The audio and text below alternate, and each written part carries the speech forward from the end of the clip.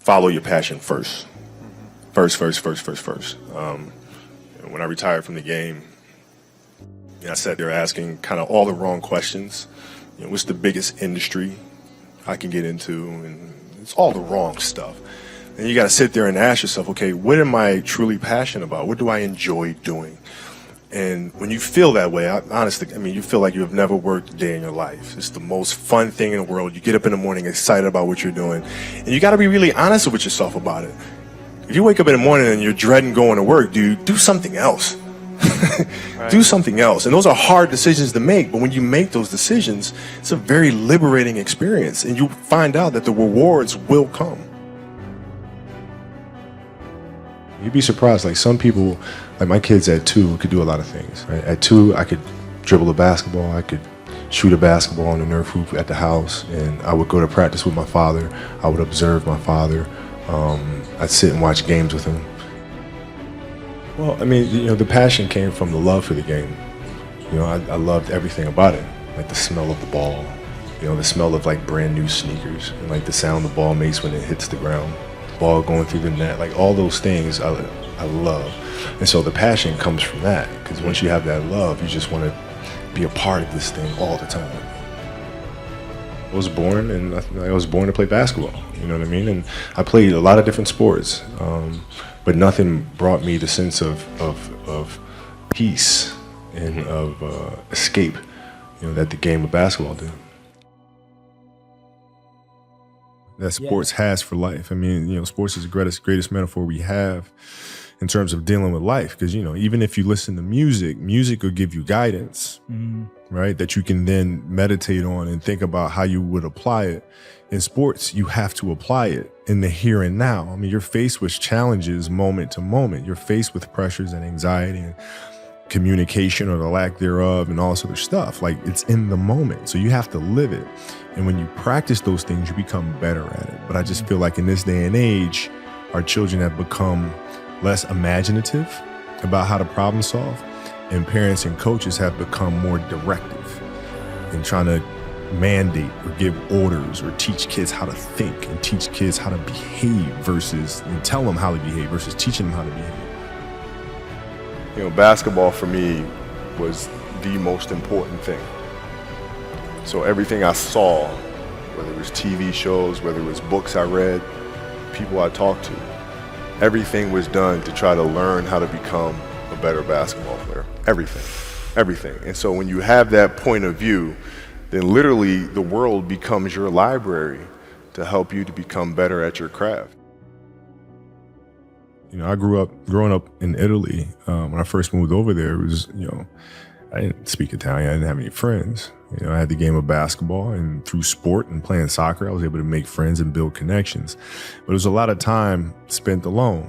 And when I came back to the States, I wasn't the most athletic kid. I was really scrawny, like really, really skinny, and had like major knee issues because I was growing. So I was the dorky kid with high socks and big old knee pads. I had to look long term.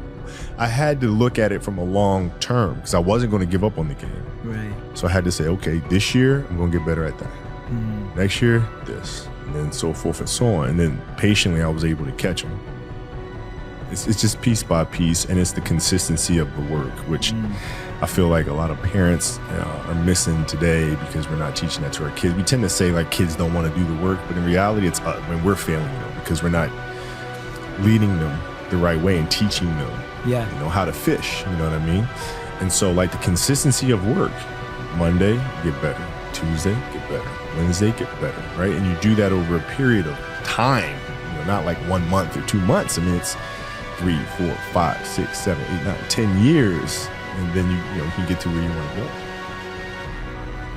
If your job is to try to be the best basketball player you can be, right? To do that, you have to practice, you have to train, right? You want to train as much as you can, as often as you can. So if you get up at 10 in the morning, train at 11, right? 12, say 12, train at 12, train for 2 hours, 12 to 2. You have to let your body recover. So you eat, recover, whatever. You get back out, you train, start training again at 6. Train from 6 to 8, right? And now you go home, you shower, you eat dinner, you go to bed, you wake up, you do it again, right? Those are 2 sessions, right? Now imagine you wake up at 3, you train at 4. You go 4 to 6, come home, breakfast, relax, blah, blah, blah. Now you're back at it again, 9 to 11, right? You relax, and now all of a sudden you're back at it again, 2 to 4, and now you're back at it again, 7 to 9. Look how much more training I have done by simply starting at 4, right? And so now you do that, and as the years go on, the separation that you have with your competitors and your peers just grows larger and larger and larger and larger and larger. And by year 5 or 6, doesn't matter what kind of work they do in the summer, they're never going to catch up because they're 5 years behind. Right? So it makes sense to get up and start your day early because you can get more work in. I expected to win. Like I expected us to win championships. I expected us to win 5. Quite honestly, I expected us to win 8. And so when you have that vision in sports, it's a direct competition. Like I know how hard they're working. I know how hard we're working. I know what their strategy is. I know what ours is, So it's a little different. So when we win in the NBA, it was like, yeah, we expected to do that. But now we're going to come back and we're going to do it again, And so it's that constant like, all right, you're churning. You win one championship, I'm back in the gym the next day, working, getting ready for the next one. Now, it's different because it's not about the awards. You just wind up trying to create something that's going to inspire someone that hopefully, through that inspiration, they can inspire somebody else. And what I've come to learn as my career went on is that's more significant than any championship. Is how do you connect with somebody that can then connect with another?